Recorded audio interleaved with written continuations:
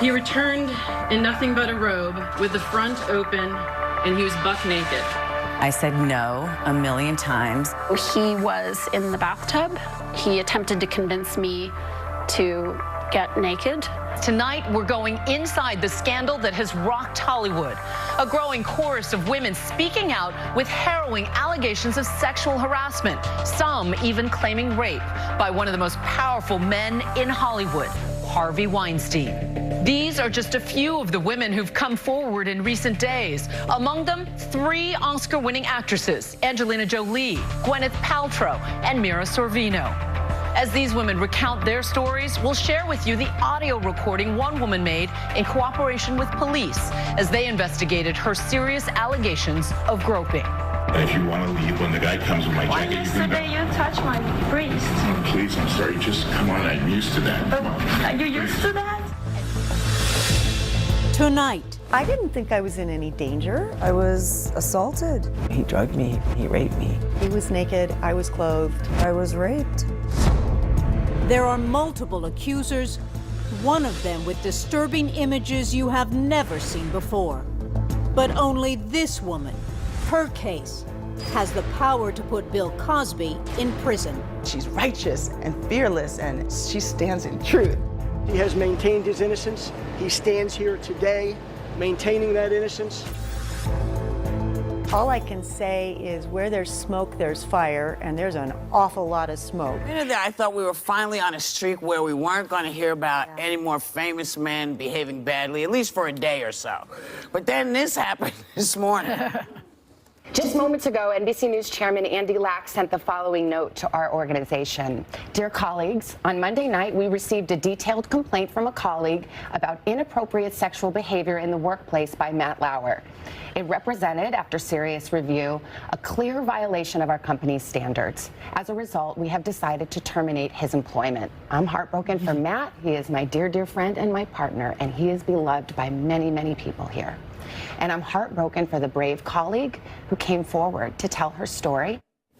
And the statement also said that this may not be an isolated incident. Harvey Weinstein, Kevin Spacey, Roger Ailes and many others all lost their jobs after claims of sexual misconduct. But Donald Trump remains still in his post as president. Despite a dozen women making allegations against him, ranging from harassment to sexual assault and rape, the US president denies any wrongdoing. Every woman lied when they came forward to hurt my campaign. Total fabrication. The events never happened. You know, I'm automatically attracted to beautiful. I just start kissing them. It's like a magnet. You just kiss. I don't even wait. And when you're a star, they let you do it. You can do anything. Whatever you want. Grab them by the pussy. You can do anything. When you go through something as traumatic as sexual violence, there's a way that you close up. Your protection, the way you protect yourself, it's like you're shrouded in shame. And the disclosure, not just the disclosure, but then the subsequent having somebody else connect with you and say, you're not alone in that, it just frees you. It frees you from the shame. You don't have to give the details, because the details really don't matter. If somebody is bold and stands up and tells their story, and you're not ready to do that, and that's not where you are in your journey, to just simply say, me too, is powerful, but it's soft. Me too can be a conversation starter, or it can be the whole conversation. Over the past couple of years, we have seen multiple women come out and speak against sexual misconduct that has been perpetrated upon them by prominent men. We applaud these women for being strong enough, for being brave enough to tell their stories, and also take action against the men that have victimized them. Unfortunately, though, there are women that are in our communities that do not have the opportunity to speak out, that are not believed, that do not have the resources, and that don't have the understanding that they can get help, that they can tell, and that the people that are hurting them can be persecuted. It's unfortunate that it's not random that this happens, that more times than not, a woman has had some type of sexual misconduct against her. We always like to think about the big bad wolf, the man that is going to bust our windows, come into our house, body slam us, and rape us. But it's not always that way.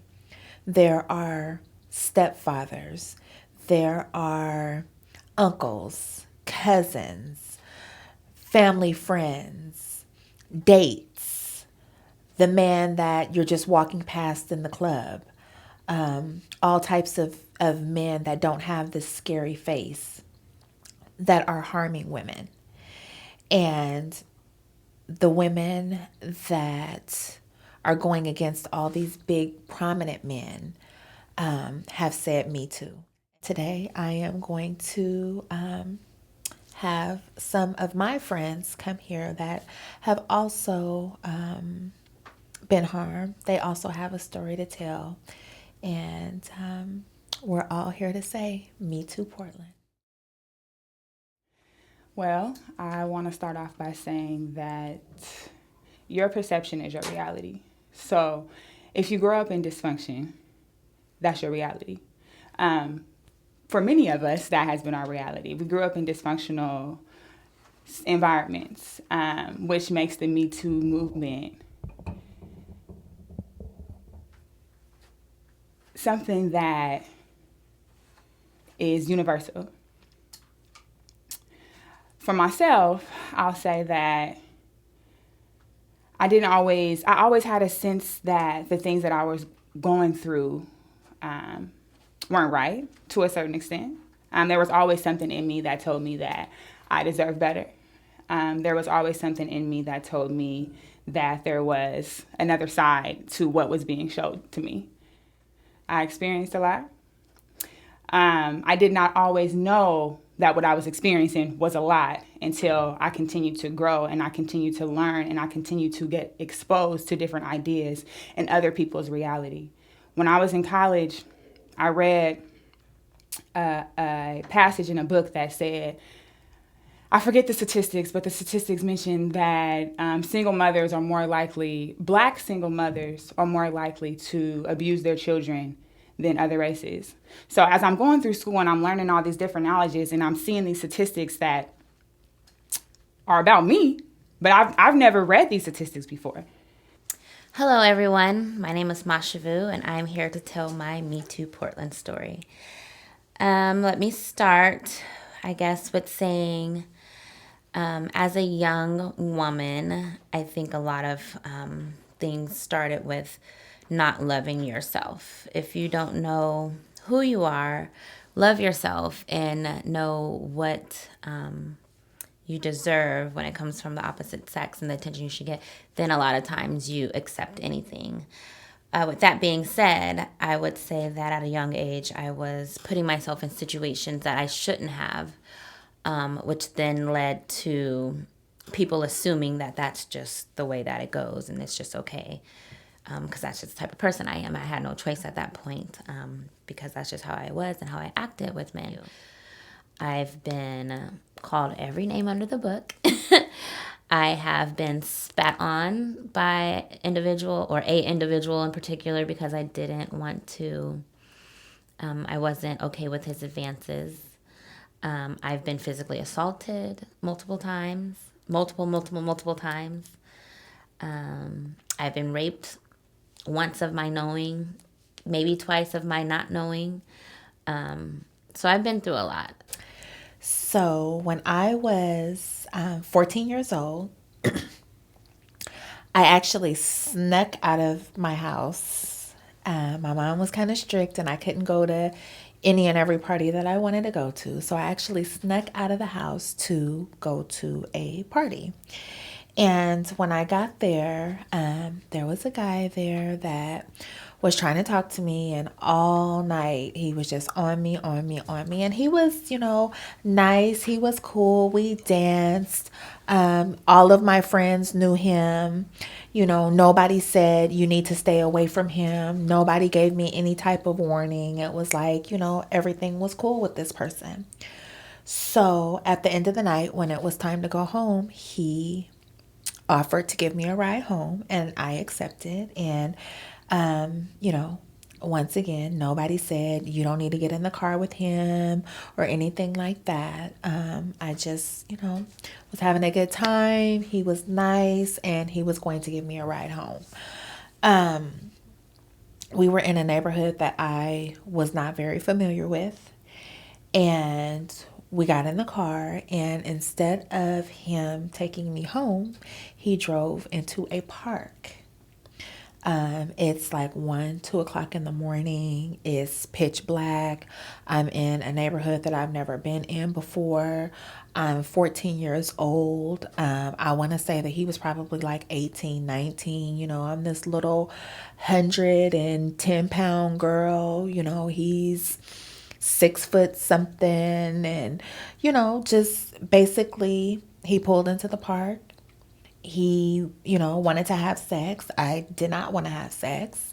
And he overpowered me. And he took what he wanted.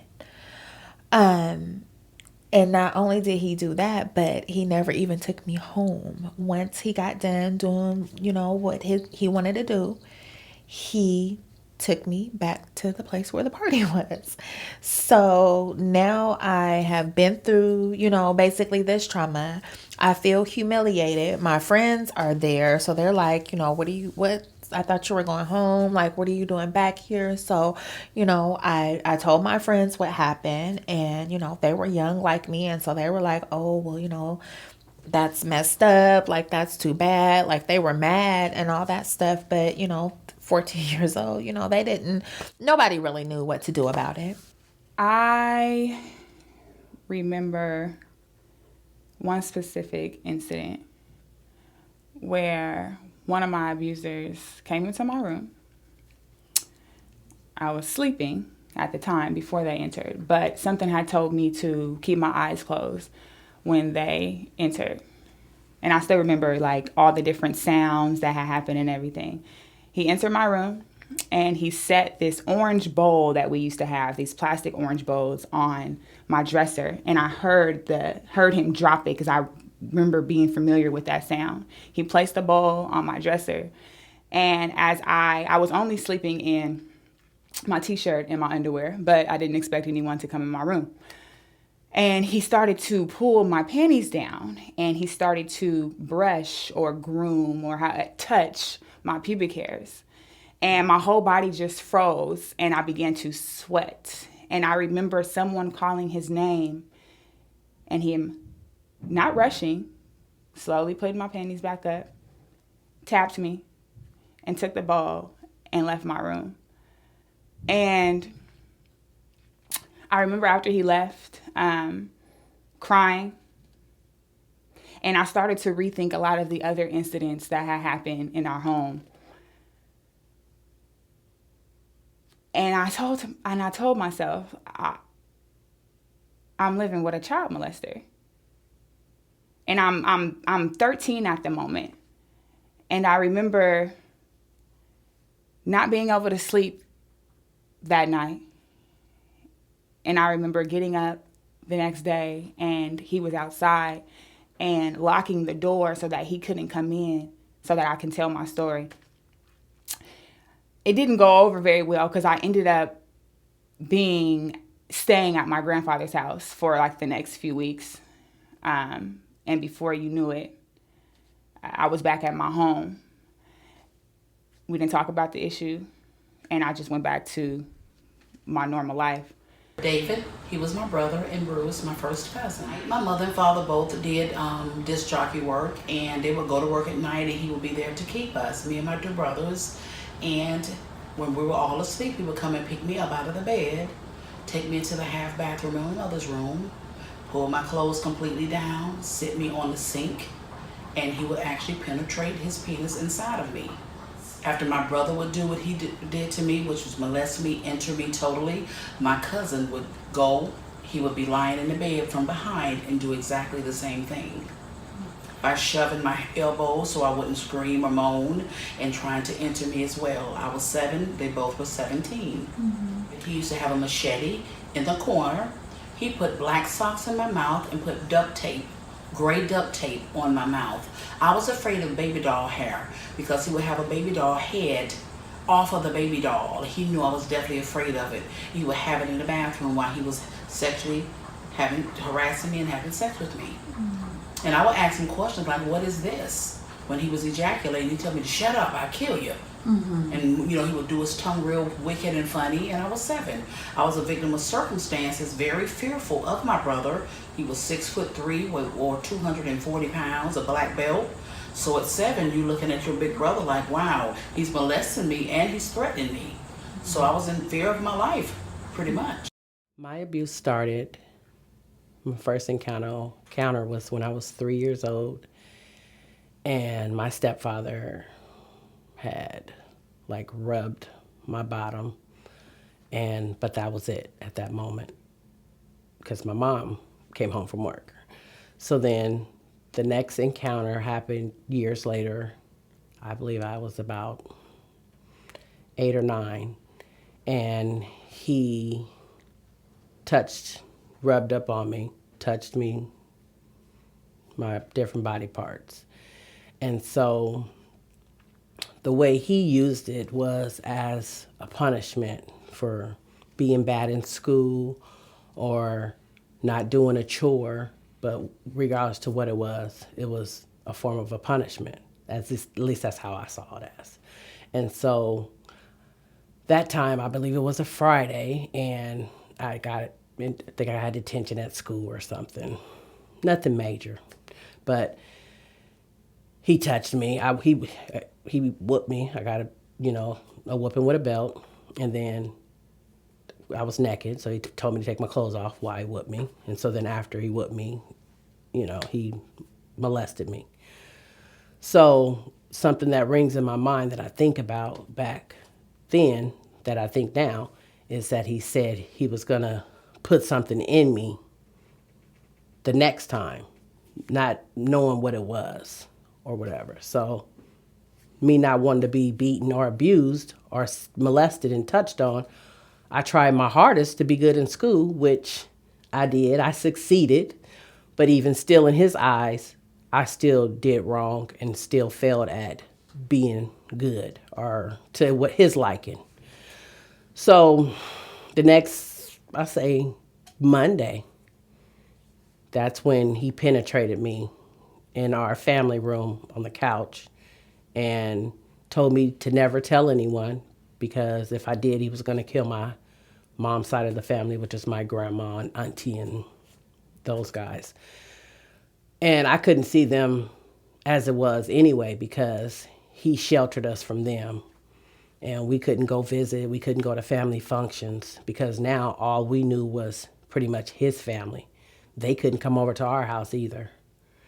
So it was kind of hard growing up, not being able to hang with your favorite cousins. I found myself in relationships with men who only wanted to be with me because of the way I looked or what I gave them physically, but didn't really ever love me for who I was for Mashavu. So I found myself in abusive relationships emotionally and not physically, but emotionally for sure. A lot of times I would feel badgered by them because I would just be this carefree person, not knowing that their insecurities would then come on me because I shouldn't be out here enjoying life and doing these things. So I would have all of these inter-turmoil issues with myself and how I should conduct myself as a lady. And it took me some years to figure it out. But along those years, I had some not so good things happen to me. I was in a very abusive relationship with a guy that ended with him pulling out guns not threatening to kill me, but threatening to kill himself, which would not be pleasant if I was to witness that. Talk about emotional instability. So I dealt with him. I also was in a relationship with a guy that was also very emotionally abusive because he just didn't believe anything I said to him. So no matter what I did, I was in the wrong. No matter if I explained my situation, if I didn't, I was just always doing something wrong. I knew it was abnormal. I used to pray to myself and say, Lord, why my brother and cousin messing with me? We're siblings. They both had girlfriends. Mentally, I used to be like, Lord, I just wish you would take me out of this world because I was miserable, afraid to tell, because he would threaten me. The machete would be there. He would sharpen the machete. He would make sure it was Vaseline, always on hand. He always made sure them socks. That's why I didn't like black socks. For years, I didn't wear black socks. Because 7 years old, sock can fit in your mouth with gray duct tape. Mm-hmm. So, and it was a violent act. He would just do his tongue real crazy and stretch his eyes. I kill you, shut up. And jugging at the same time while he's telling me to shut up. Very, very violent. No love. So that's why at 12, I got really promiscuous.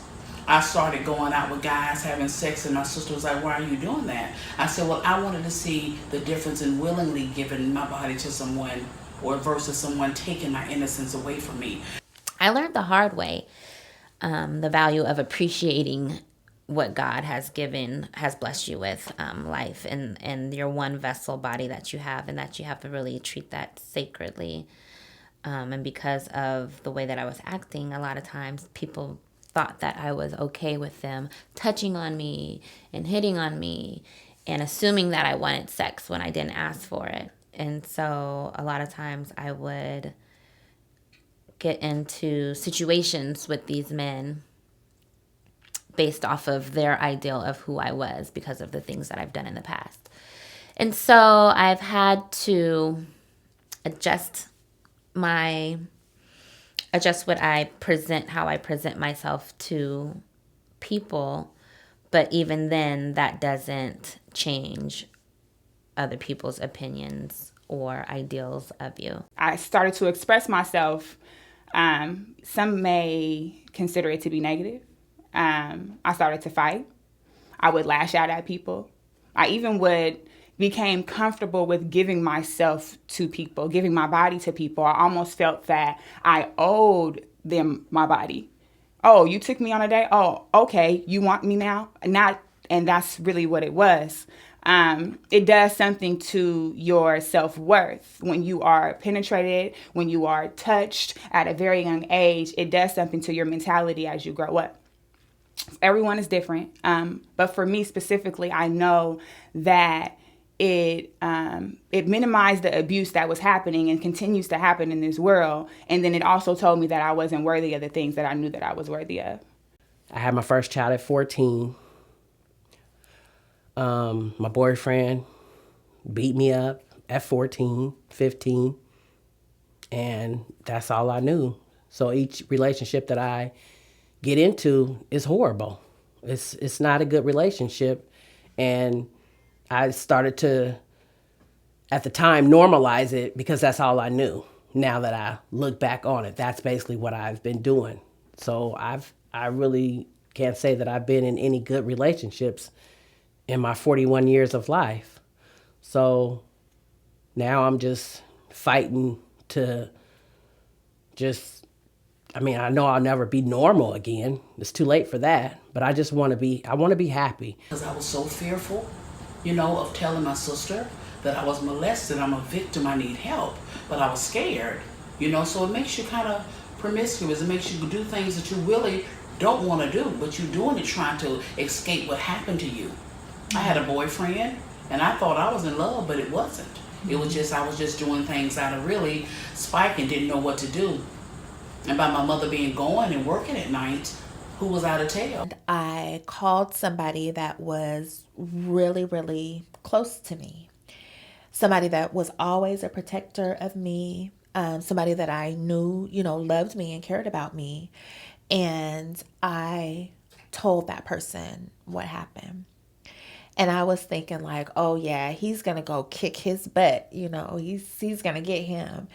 And instead of doing that, he basically accused me of wanting to have sex with the person, and oh, you were out drinking and you weren't supposed to be at a party anyway. And it was like everything was my fault.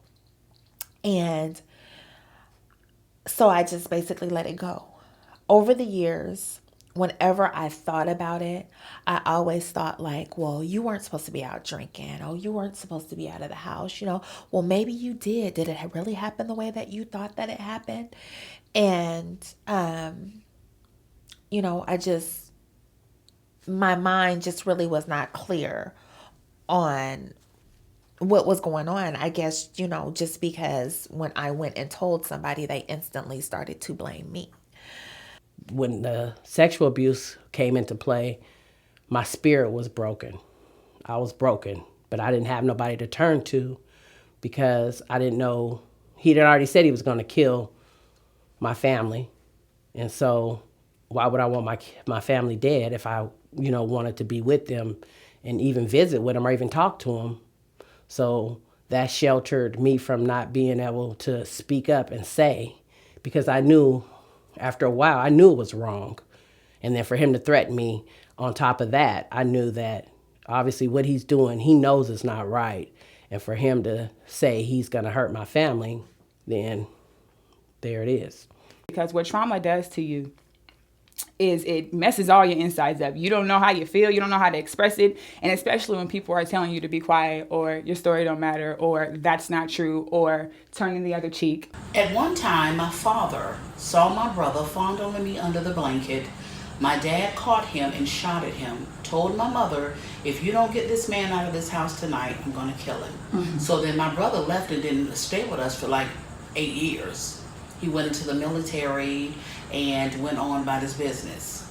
And one incident, the same brother I'm talking about, David, molested me. I had got 3 teeth extracted. Mind you, I'm diabetic. He beat me because I asked him to play Earth, Wind, and Fire. And he told me to shut up and leave him the heck alone. He beat me until I started to hemorrhage and had to go in the hospital for 5 days. So this same brother that molested me also beat me. He just acted like he hated me. He just was mean to me. I remember the day he got arrested, March 26, 1991. It was a Friday. And he went to jail. And I ended up testifying only because found out that he had did the same thing to my sister. And so I went to court basically on her behalf. And he did 7.5 years, got out, and opened up a barber shop. Wasn't supposed to have kids in the shop, had kids in the shop. Just I'm hearing different things, seeing different things. It's right in the neighborhood of where I live. My brother played in the NBA. He had bought my mom and father a house. They passed away. And that same brother lived in the house with us. Mm-hmm. So he was beating the heck out of his wife. And I knocked on the door and I said, if you hit her one more time, I'm going to call the police. He said, you ain't going to do nothing. I said, wait a minute. I said, you're the same person that molested me. I told his wife. I said, he's not just abusive. I said, he messes with children. I said, you better watch your daughter. And I came out and told his wife. Because he was mean. He was beating on his wife, and I just couldn't take it. It was eating me up. It's like a sore that you just keep scratching and keep spreading. And I had to tell somebody. I felt like my heart was going to burst open. Mm-hmm. Because I saw this man that I was definitely afraid of and disliked because he was so mean to me. When I want to say about 35, 36 years old, you know, this is well over 20 years later, I was getting my hair done, and me and my hairdresser are just, you know, chit-chatting about random things. And she started to tell me a story about her being date raped. And her story was very, very similar to mine. And so I just, you know, felt comfortable enough to ask her, you know, who did that to you? And it's so crazy because it was the same person. And it was 20-something years later. And until that very day, I always questioned what happened to me.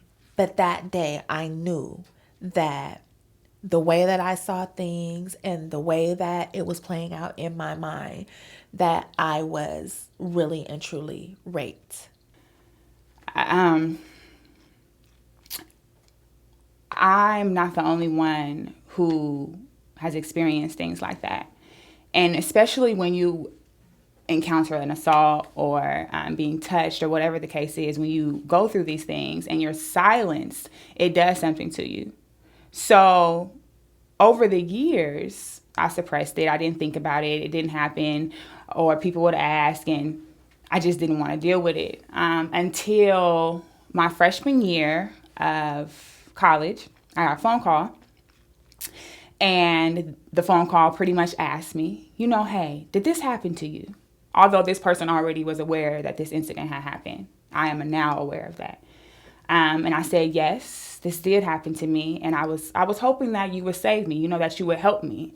And the response was, well, I was going through shit too. At that moment, my whole life had changed. She looked at me, she said, you don't have any pain? I said, no. I said, my pocketbook hurts. She was like, what's wrong? I said, burn.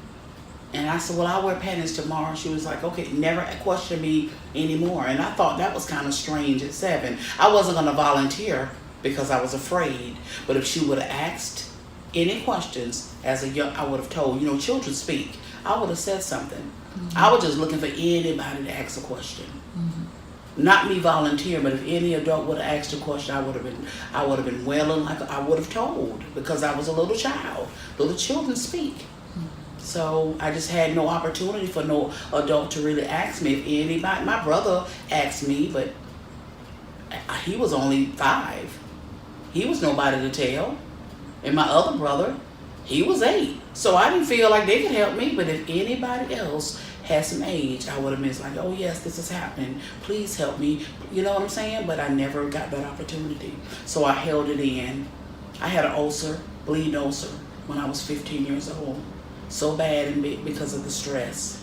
I would tell my teacher, listen, if she would have made me feel comfortable and said, come on, I'll take you to your home, I would have told her. Mm-hmm. Because I was hurting. Mm-hmm. Many days hurting.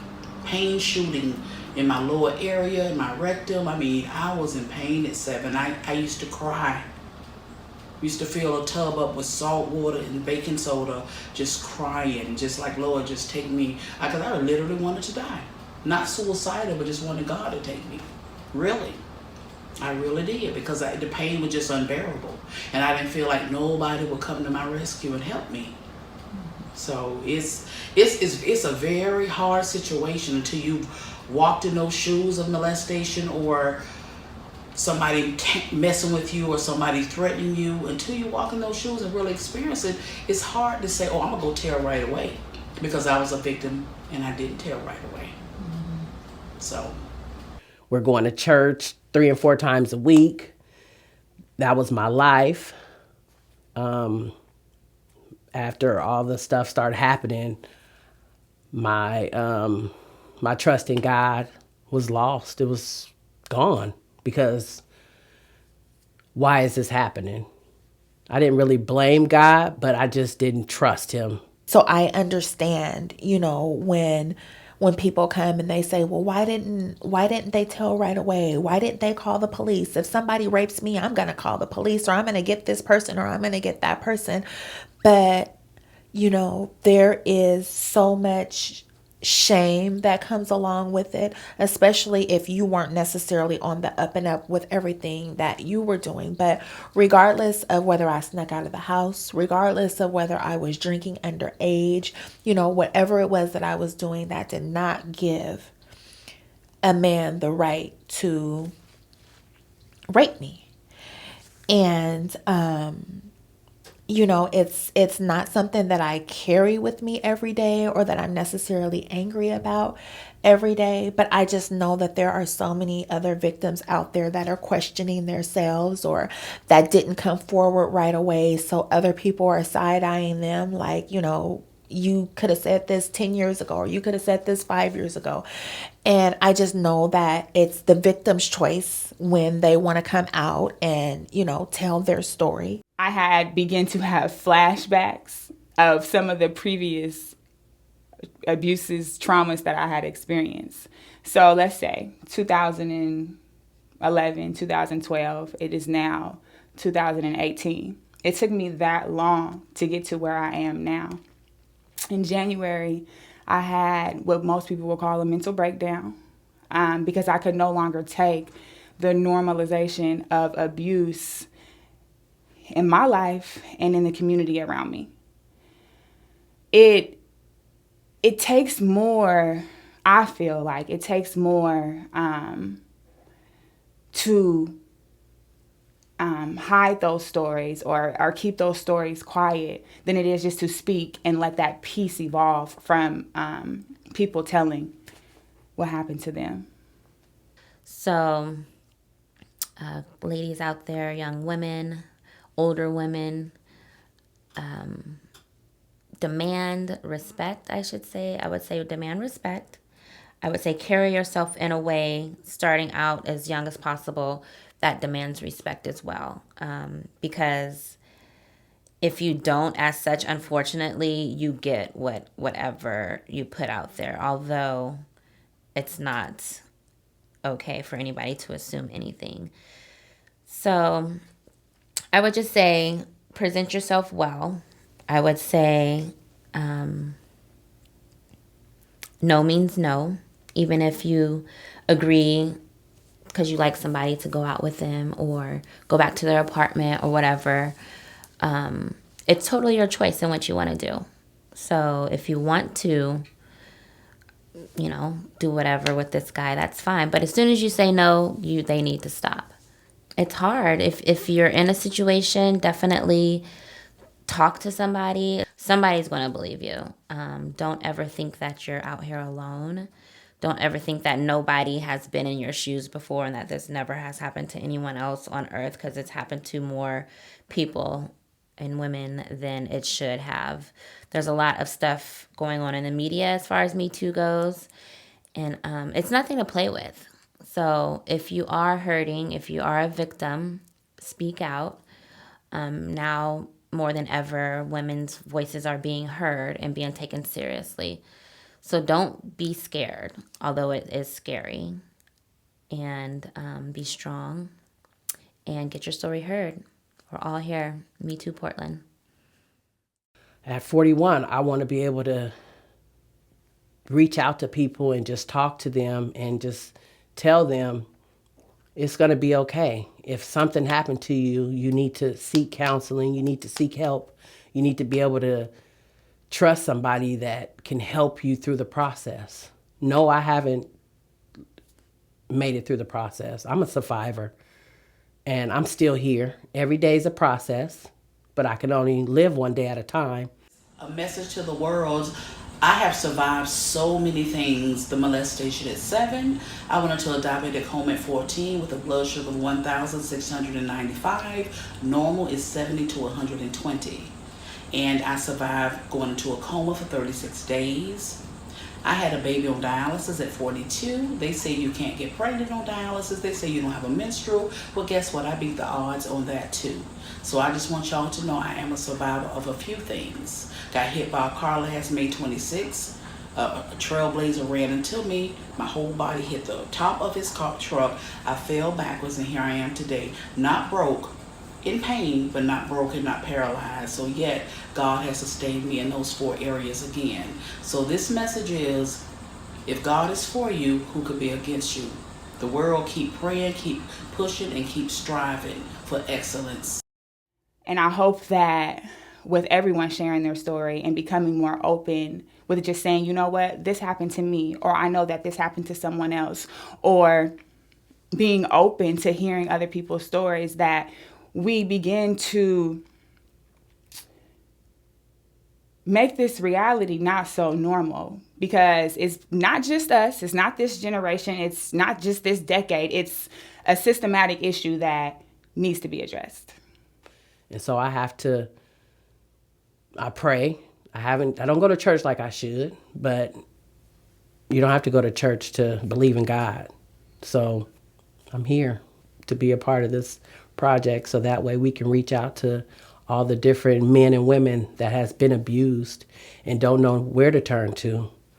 I'm seeking counseling now. I'm looking into finding another therapist. I've been in counseling before, and it helped a little. But now, at 41, I'm not getting any younger, and I can't keep fighting these demons. So I need help, and I'm woman enough to stand up and say that I need some help. And I'm seeking, and I'm looking for it, and I'm gonna find it. And you should too. I just want to take this opportunity to help somebody else. You know, I hope that people can see that I'm a strong woman. I'm an independent woman. It doesn't matter how you look. It doesn't matter how you act. It doesn't matter how strong you are. It doesn't matter how much money you have. You too can be victimized, but you can also stand up and tell your story. So we just want to thank everybody for listening to our stories with open hearts and open minds. For those of you that have had any type of sexual misconduct perpetrated against you, we want you to know that the incidents don't have to define you. Although they are part of your makeup, they are not who you are. You can rise up. You can rise above them. You can still be strong. You can still be independent. You can still do anything that you want to do, because not only are you a victim, but you're a survivor. Me too, Portland. Magic on the track, man. It's the message. Music ministry, man. I ain't knowing my pain, man. If you ain't never been where I've been to, you can't even see where I'm going. You won't understand what I've been